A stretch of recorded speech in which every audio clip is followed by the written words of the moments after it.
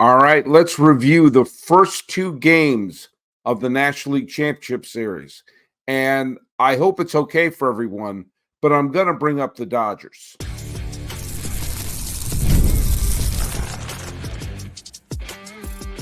You are Locked On MLB, your daily MLB podcast. Part of the Locked On Podcast Network, your team every day.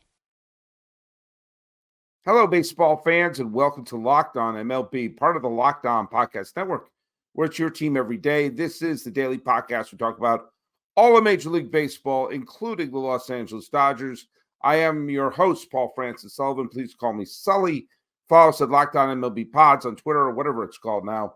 And on Instagram, I'm your pal Sully. I'm at Sully Baseball on Twitter, Sully Baseball Podcast on Instagram. And today's episode is brought to you by our good friends over at Game Time. Download the Game Time app, create an account, and use the code LOCKEDONMLB for $20 off your first purchase. Why did I bring up the Dodgers? Well, because I got a interesting comment from a YouTube listener named Maven's Baseball, who said, I thought this was an MLB show, not a Dodgers show. It's interesting. The day that one was posted, I had not covered the Dodgers beating the Padres. So I recapped that and did my preview for the NLCS, and then I did my preview for the ALCS at the end. But evidently, bringing up the Dodgers on a situation like that was a little too much, really too much for Maven's Baseball to handle. And thoughts and prayers as we go through some stuff tonight. What I'm going to do right now is what you're going to see in the show is I'm basically reviewing games 1 and 2 of the National League Championship Series. The show that's going to drop tomorrow, I'm going to be covering games 1 and 2 of the American League Championship Series. That's how it's going to work. I'm just going to split it up a little bit that way. So I'm focusing on the NL. Tomorrow, the podcast that's going to drop tomorrow is going to include games 1 and 2 between the Yankees and Cleveland. Now, I must tell you right now, full disclosure, I'm recording this late Sunday night, and the Dodgers and the Mets have completed game 1. I don't know what happens in game 2. I do not. But I like to point this out. The Mets could have rested their entire team tonight. They could have rested their pitching staff. Everyone could have been absolutely rested and ready if for game 2, based upon the outcome of game 1, if they did one thing, arrive in the Los Angeles hotel and stay there and not come out to play. Now, why do I say that? I've mentioned this before. I'll mention it again. The final score of the game 1, was 9-0. If the Mets stayed in the hotel and didn't show up at all and just say we forfeit game 1, the official final score listed would have been 9-0. So essentially, the Mets couldn't beat staying in their hotel room. And it was, let's face it, it was kind of written in the cards early in this game. Now, remember, let's just turn the clocks back again. Sorry for bringing up the Dodgers. It's may we all find peace and forgiveness. But remember the narrative that was going on in the National League Division Series. The Dodgers pitching was a mess in game 1, but they powered through it. And then the Padres blew the doors off the dump, and Jack Flaherty was terrible, 10-2. And then the Dodgers pitching was still weak, and Walker Buehler got slapped around the 6-5 loss in game 3. Now, if I had told you then that when the Dodgers let up 5 runs in game 1, 10 runs in game 2, 6 runs in game 3, that's 21 runs in 3 games. That's averaging. The pitching staff was averaging 7 runs a game. And we're going to game 4 without a starting pitcher. They're going to throw a bullpen game. The pitching staff was in shambles. They were going to throw a bullpen game. They had 0 momentum. If you had told me then that the Dodgers were going to suddenly go on a 33 inning scoreless streak, I would have thought you were out of your mind, out of your skull. And keep in mind, Flaherty, who started game 2 of the division series against San Diego, he pitched into the 6th, but he still let up 4 runs, still put him in a bad place. And they're going up against Darvish, who would have been the MVP of the series, probably, if the Padres scored him some runs in game 5, or it probably would have been Tatis. But if you told me that team was suddenly going to be in full, that this Dodger team was going to suddenly be putting together a pitching staff that can't be scored upon, whether it's from a quality start, an okay start, or a complete bullpen game, 33 consecutive scoreless innings. That's what they've done. And today, Dave Roberts got what he basically would have asked the genie for, handing the ball to Jack Flaherty, knowing full well that there's going to be a bullpen game tomorrow afternoon. When the game, you already know what's going to happen in the bullpen game. But Flaherty gives him 7 innings. Didn't let up a hit until the 5th. And it was 6-0 in the 5th. So at that point, he was just throwing easy innings. He wound up going 7 innings, no runs. And he threw 98 pitches. And so they figured, all right, fine. Let's give, I would get cocky and say, let's bring him out for the 8th. But at the same time, it was still only 6-0 there. You wouldn't want the Mets to suddenly go on a 3 or 4 run rally, and then it's a game. So out come Daniel Hudson with a 6-run lead, and he let up a walk and a single, and I'm like, oh boy, is he gonna blow this? But no, he got out of it. And then the Dodgers went on a big rally to basically blow the doors off the dump in the 8th inning, and out came Westport, Connecticut product Ben Kasperius, who made his 4th big league appearance in the game. So essentially, because Flaherty pitched 7 innings, the only relief pitcher who's probably going to throw tomorrow, who threw anything today, was Hudson, who threw like 20 pitches. Kasperius is there, and if I mispronounce his name, forgive me. May all of Fairfield County forgive me. But he's there as a mop-up man. He's only there because everybody's hurt, and they needed a physical body in the bullpen. And so he pitched the final inning, 1, 2, 3, boom. And so the Dodgers, who we saw through a perfect bullpen game, wasn't a perfect game in terms of no-hitter, but completely well-managed bullpen game, they now have basically the bullpen threw 4 innings on, was it on Saturday? It was on Friday. So that for the majority of the bullpen, they have Saturday off, Sunday off. Their entire bullpen, with the exception of 20 pitches by Daniel Hudson, is rested and ready to go. And this is exactly what the Dodgers would want. Now, they're going to play tomorrow afternoon, and in a day game, it's going to be glorious. Sean Manaea, who's pitched well for the Mets, is going for them. And again, it's Johnny Allstaff is going for the Dodgers. But the other couple of the nice things for the Dodgers to take a look at here. Ohtani showed up. He didn't get the big home run, fine, but he got on base 3 times. He scored twice. And yeah, he was caught stealing, but fine. Betts showed up. He got a double. He drove in 3 runs. Freeman was basically the offensive hero of the game. He got on base 3 times. Or maybe it was Muncy getting those two runs in the first inning was huge, because it looked like Senga, who just didn't have it. It looked like Senga was going to wiggle out of the first inning, but then Muncy wanted to get the 2-run single. Kiki Hernandez got a nice game. It was nice to see Kiermaier playing the outfield. But there you go. It was an absolute dream game for the Dodgers. No stress. Got up to the big early lead. Put the Mets on their heels. And the Mets had to burn through some pitchers like 2 1/3 innings out of Peterson. He's not going to be available tomorrow. You don't know what you're getting out of Buto tomorrow.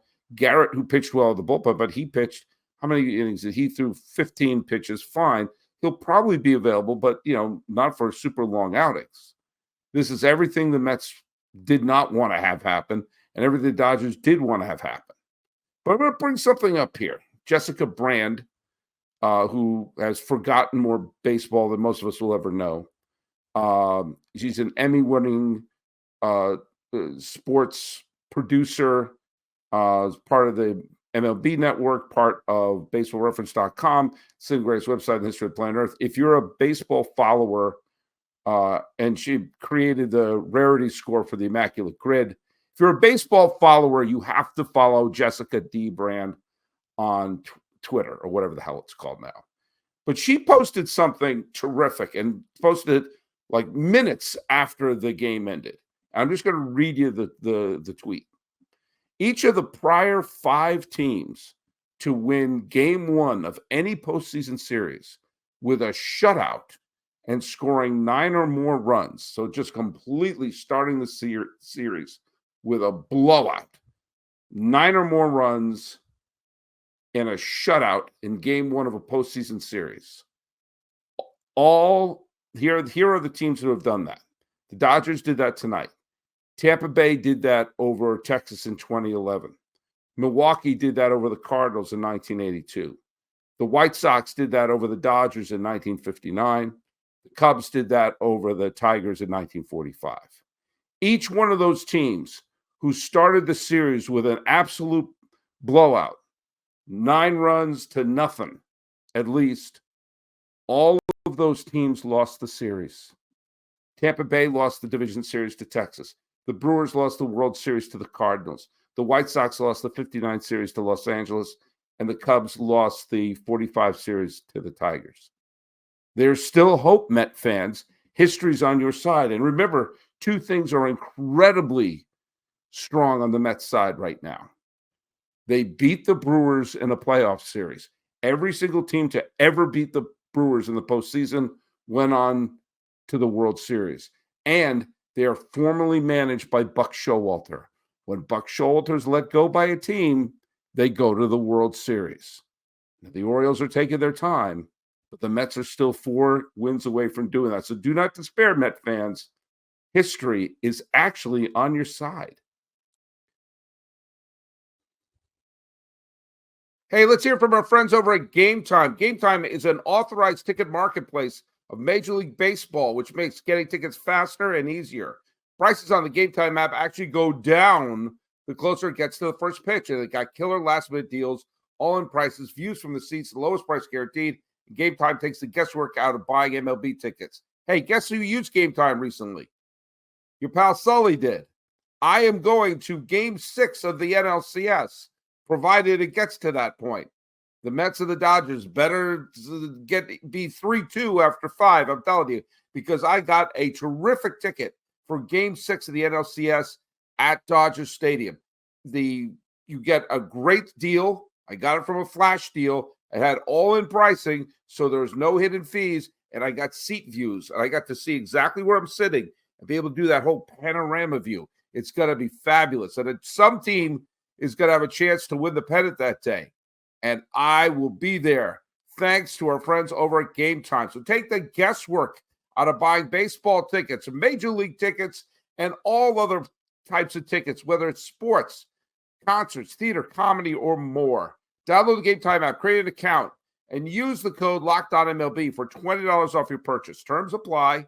Again, create an account and redeem the code LOCKEDONMLB for $20 off. Download Game Time today.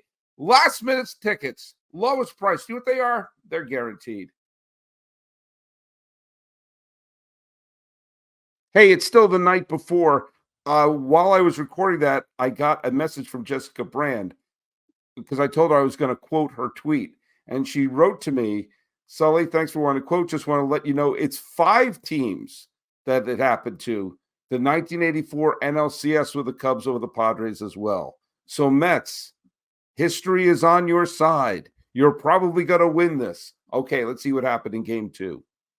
Well, that didn't take long for the Mets to end the scoring streak. It was a leadoff home run by Francisco Lindor that put a stop to that. And this was a very strange game. This was a very strange game that took place in the afternoon here in Los Angeles County. It looked like it was just going to be one of those completely done after 2 innings type of game. It was 6-0 after 2 innings. And there was that moment when Pages had a chance to get on base and load the bases for Ohtani in, I think it was the second or the third inning. And he struck out. And it looked like, okay, this is going to be one of those games. And you know what? The Dodgers had one of those games last night. And so it laid to reason that there would be a game like this. There would be 2 blowout games. They exchange blowout games. It's 1-1 and they head back. But here's an interesting thing. The Dodgers have held their opponents scoreless in, let's see, 30. So it would be, was it 33? And it would be out of the last 42 innings, they've held them scoreless in 39 of them. I think that's correct. They only scored in 2 innings. Oh, actually 3. So that kind of screwed up my little math there. But I know this is a little bit of, besides that, Mrs. Lincoln, how do you like to play? But besides the Vientos grand slam, the Dodger pitching held them down pretty well. Now, Brazier led up the leadoff home run to Lindor. The Knack, Bobby Knack, they might as well have had the remaining Landon Knack. They might as well have had the remaining band members of the Knack pitch. But Banda, the combination of Banda, Honeywell, and Enriquez combined for 4 hits and 1 run over 6 innings. Now, Enriquez has pitched 4 games this year. Honeywell pitched in 18 games this year. Brent Honeywell Jr., not the old man. And, Banda, how many games did Banda pitch this year, actually? I'm on baseballreference.com, the single greatest website in the history of the planet Earth. How many games did Banda play? What I'm saying is that the Dodgers still didn't use a lot of their top relievers tonight or this afternoon. And with Banda made 42 appearances. Okay, so yeah, he appeared a lot. But Honeywell and Enriquez made up for 5 innings. So when they have to throw maybe another bullpen game, maybe throw Yamamoto the next game, the Dodgers are actually not in bad shape for that. But let's praise the Mets first, because as the complainant said, I thought this was an MLB show, not a Dodgers show. Give it up for Lindor. Lindor immediately put his stamp on the game. First inning home run off of Brazier. Said, okay, enough of this. We're not scoring a run nonsense. Let's give it up for Vientos. Vientos has hit some huge home runs this postseason. And with that, it put the Dodgers on their heels. Let's hear it from Marte. Marte went 3 for 5. Let's hear it for Alonso. Alonso not only wound up getting a hit and scoring a run, but he also stole a freaking base. And for Sean Manaea pitched well enough. He struck out 7 in 5 innings. He walked 4. That's too many. He only let up 2 hits, one of which was a home run to Muncy that made it a ball game. In fact, there was those innings between the 7th and the 8th inning were super nail-biting time for the Mets. And so that means you got to give a ton of credit. If we're going to be praising the Dodger pitching left and right, Maton, Stanek, and especially Diaz all came up huge. Each of them let up 1 hit. Now, again, the Mets walked too many batters today. They walked 8 batters today. That's too many. With 5 hits and 8 walks, that's and a hit by pitch. That's way too many runners on base for Los Angeles. And quite frankly, the Mets are lucky that Los Angeles only scored 3 runs. Because, I mean, the in runners in scoring position, the Dodgers went 1 for 9. And that's not good. That is not good. They went 1 for freaking 9. And they left 10 runners on base. So, and they wound up hitting into a double play and this and the other thing. The Dodgers pulled off a pair of double plays. Muncy homered and let up and caused an error as well. But what did we learn? Well, we'll get into that in the final segment, but we'll just show that the Marte and some of the other hitters are doing their job. And we're seeing that if they can lean on Lindor, they can lean on Vientos, and everyone gets a rest. Well, the Mets did what they had to do. The Mets goal, when you are a visiting team in a playoff series, your goal is to wrestle away home field advantage. And that is exactly what the New York Metropolitans did tonight or this afternoon. And so we're going to see what happens. One thing that is very clear, that this is going to be a series of momentum changes. We saw that with the Mets, and we saw that with the Dodgers. And when it goes back to LA, or it goes back to New York, we're going to have a good look to see if anyone really has an advantage here. Hey, let's hear from our friends over at FanDuel. NFL fans, you can start the season with a big return on FanDuel, America's #1 sportsbook. So when you get a hunch in the middle of a game, you can check out the latest stats and view live play-by-play and so much more on the same page where you place your bets. You'll get started with $200 in bonus bets guaranteed when you place your first $5 bet. That's FanDuel.com. FanDuel. It's America's #1 sportsbook.